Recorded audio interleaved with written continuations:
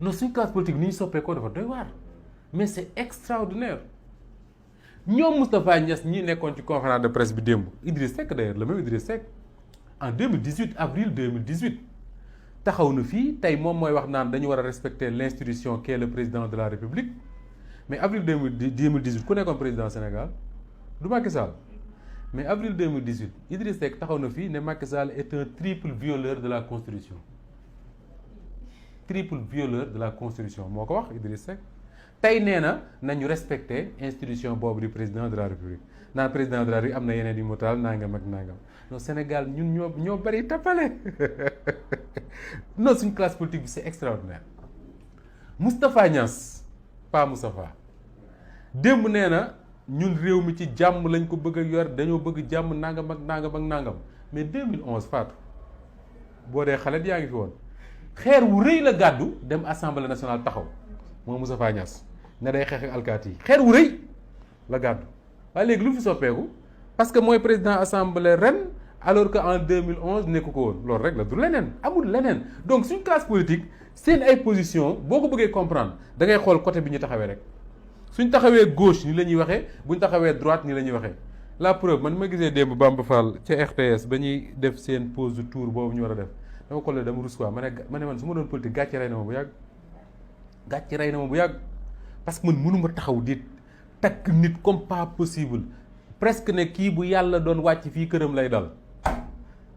après nga transi wax ne moo fi yées Macky Sall mii nga traité ko de triple violeur de la constitution Ablaye Wade nga ne il doit partir et il partira par force parce que constitution mayu ko mu nekk candidat tey nga ñëw ne wéy bu constitution waxee bu conseil constitutionnel waxee ba pare wax ji farankulaayu na on n'a même pas le droit de prolonger le débat mais mon Dieu il faut arrêter quoi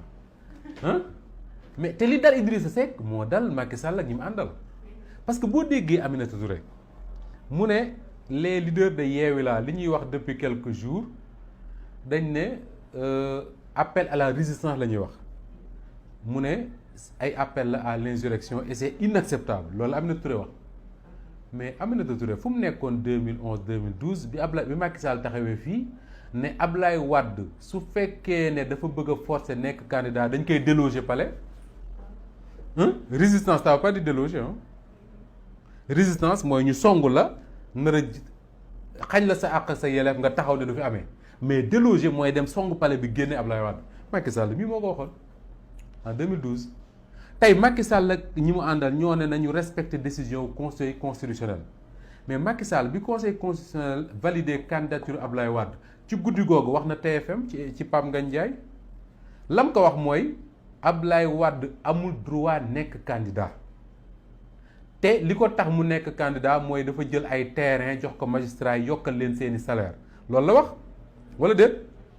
tey bu Ousmane Sonko taxawee ne certains magistrats ce sont des corrompus mais li Macky Sall waxoon rek la répété jéet man su fekkee dama toog fii di wax nga ne Moustapha mi li muy wax yépp c'est parce que dañ ko jox ay koppar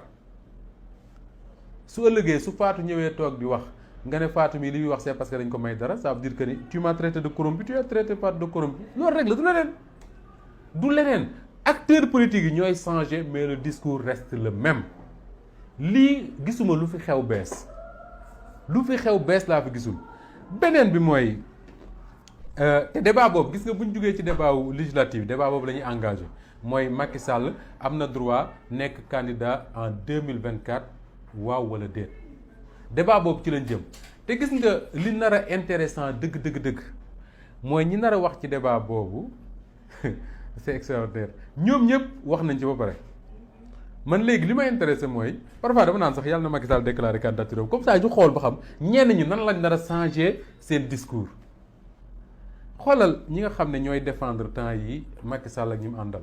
dama la ciy limal ay tur ñoo xam ne da ngay gis ne exactement diggante 2011 2012 ñoom ñoo fi ñëwoon di wax les mêmes choses pour défendre Ablaye Wade mën ngaa jël maître Ousmane Seye bokkoon ci avocat yi Ablaye Wade ñu doon défendre Ablaye Wade mën ngaa jël Thierno Lo ancien ministre ci Ablaye Wade mën ngaa jël maître Amadou Sall ancien ministre de la justice ci Ablaye Wade ñooñu tey ñoom semaine bii ñoom ngay gis ñoom la ñuy envoyé ci plateau télé yi bu la neexee sax nga jël Abdou Fall ancien ministre de la santé keroog gis naa ko ci opinion ak Pierre Edouard ñooñu la ñuy envoyé ci plateau télé yi ñoom ñooy wax et ils disent exactement la même chose que li ñu doon wax du temps de Wade maanaam bu conseil constitutionnel waxee ñëpp dañ cee war a tënku nangam ak nangam conseil constitutionnel moo nëy non mais franchement léegi beneen bi mooy suñu jógee ci législative dañuy engagé débat bi sur la candidature boobu mënta ñàkk Aminata Touré mii nga xam ne tey mooy tête de liste Benno Bokk Yaakaar tey ci suba dama koy seetaan dama reeba sonn quoi Aminata Touré dafa toog jàkkaarloog Pape Alé Niang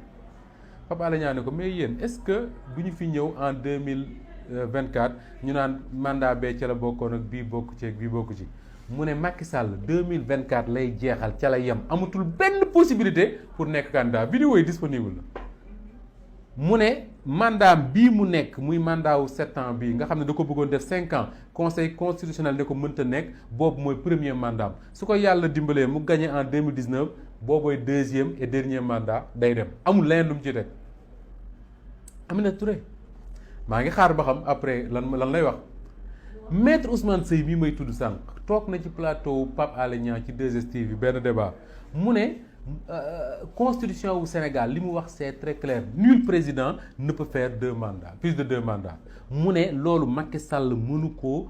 jéggi dem defi leneen El Hadji nu mu tudd sax El Hadji Omar Youm bi nekkoon directeur de cabinet wu président Macky Sall maa ngi ko seetaan tey ci suba moom it mu wax la même chose léegi man sama problème mooy à partir bu ñu jógee ci législative jëm 2024 bu Macky Sall waxee day nekk candidat ñooñu ñu ñuy def xam naa ne moom li gën a yomb ci ñoom mooy ñu gas pax dugg ci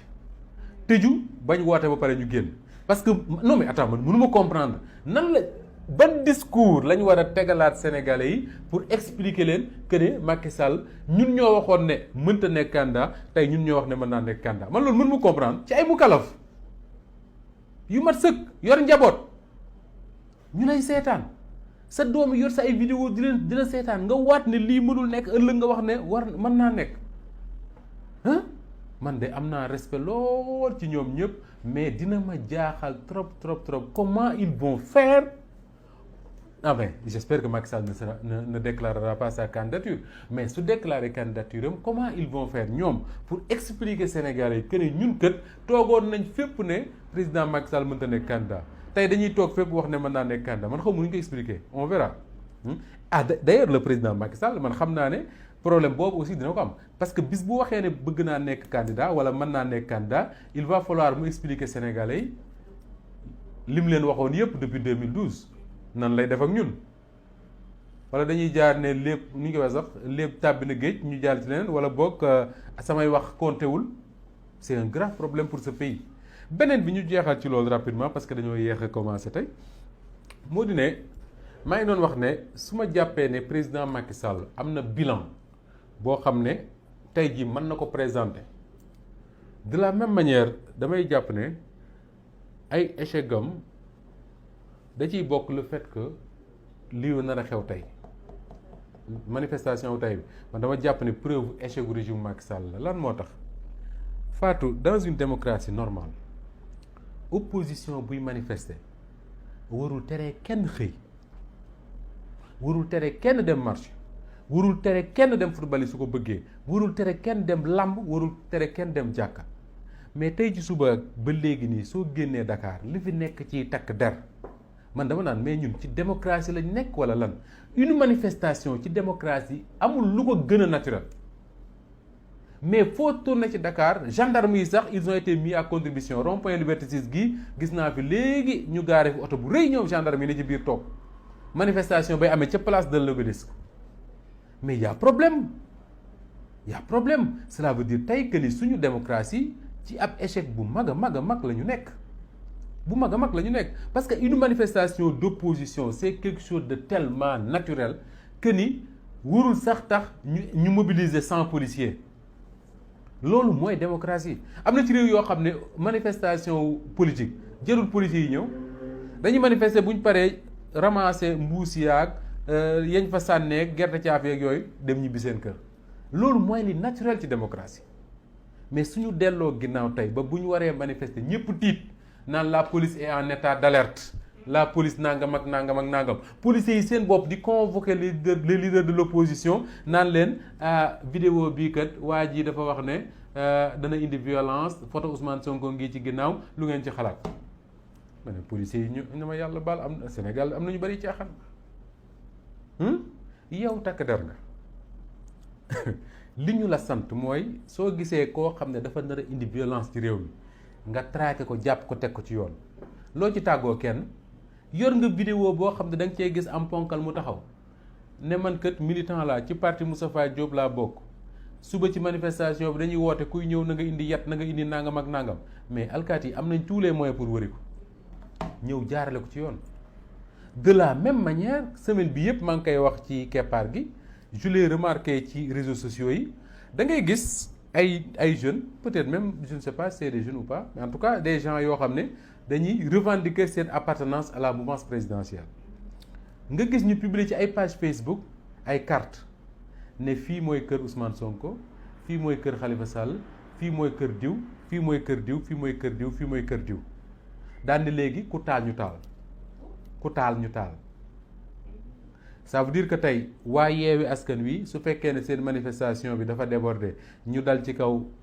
ñi ne ci pouvoir bi ñoom tamit dañuy dem dal ci kër ñi nga xam ne ñoo di opposition bi parce que xam nañ seeni kër mais loolu lu garaaw la ci réew lu garaaw la ci démocratie te problème mooy lan moo tax alkaati yi mënuñu traquer ñooñu ñoom Guy Marius Sagna ñii ngay gis ñu leen di traquer parfois topp nañ leen fi ay fan ba jàpp leen ci yoo xam ne teguñu ko fenn mais musuma gis ñu exercer violence ci kenn musuma gis ñu menacer exercer violence ci kenn mais ñi nga xam ne ñoom ñooy toog ci réseaux sociaux yi ci feneen ak feneen di revendiquer que ni ñoom dañoo bëgg xeex dañoo bëgg nangam dañoo bëgg nangam mais nañ leen pourquoi mënuñu leen traquer tey nga woo Déthié Fall ak Khalifa Sall ak Cheikh Tidiane Youm ne leen léegi yéenay organiser manifestation bi lu ngeen xalaat ci audio yi nga xam ne ñii dañuy appeler à la violence lu ngeen xalaat ci waa ji def benn vidéo ne moom day appeler à la violence affaire yooyu ñoom lu ñu ciy xalaat ñoom lan lañ ciy xalaat liñ ci xalaat kay mooy alkaati yi nañ leen jàppi ak fu ñu mën ci bokk su fekkee ne dañuy mbubboo opposition de bokk ñu jàpp leen su fekkee ne ci opposition lañ bokk ñu jàpp leen teg leen ci yoon jàmm na ñooy. donc Sénégal vraiment ñun dañuy fekk yoo xam ne yu yomb lijjanti la ñu nekk ca di ko bayal ba mu jur jiya di ñaan yàlla manifestation bi nga xam ne moom mooy am tey ci ngoon gi yàlla na am ci jàmm ak salaam bu ca kenn jëlee ab dagg-dagg mbaa dara lu koy metti bu ca kenn yàqule dara bu ca sax montar toj su ko defee semaine prochaine wala bu ëllëgee ginnaaw ëllëg je sais pas waa Benno Bokk Yaakaar tamit woote seen manifester wax liñ bëgg a wax mu jeex loolu mooy démocratie le plus important mooy bu ñu demee ci urne yi les Sénégalais vont s'exprimer te li am solo mooy bu ñu exprimer Sénégalais yooyu ñu respecter le verdict du choix des Sénégalais et loolu li koy respecter li ci ëpp mooy carte gi jaar ci yoon et bu carte gi jaaree ci yoon ce qui est sûr mooy liy génn ci urne yi ñëpp koy respecter mais malheureusement Fatou di nga ne ma carte gi jaaragul ci yoon parce que lii conseil constitutionnel def bokkul ci liy jaarale carte gi yoon ndaxte élection yoo xam ne mi ngi mel ne ñoom Sadio Mané war a football rek ñu ne léegi Sadio Mané yéenay titulaire yéeg leen ci tribune bi remplaçant yi ñoo ciy des match du am loolu la conseil constitutionnel def yàlla nañu yàlla yokk sutura ñu ngi leen di baalu ak yéen ñëpp di gërëm bu baax ñëpp ñi nga xam ne ñoo doon ànd ak ñun à travers la plateforme bii ñuy waxtaane muy chaîne YouTube Walfadjri xam naa ne message yi bari na lool maa ngi ciy gis yu bëree bari nii mais bon peut-être damay jël temps beneen yoon lire ko ndànk-ndànk yi ci ëpp solo ñu partager ko parce que c'est bien ñenn ñi également ñu am possibilité mën a def seen analyse ci waxtaan wi am na ci yoo xam ne nag malheureusement doo ko mën di partager parce que suñu choix mooy lépp lu ñuy wax fii ak lépp lu ñuy wax ailleurs tant que yàlla bi ñuy may xel ak conscience ak présence d'esprit ñu koy def ci yar ak teggin yenn saa yi nag moom ay rëcc-rëcc nit rek la yenn saa yi nga wax loo xam ne bëggoo ko wax mais lu ci mënti am ñu ngi koy jégg lu baax a baax di leen ñaanal jàmm ak salaam ba àllarba ak jàmm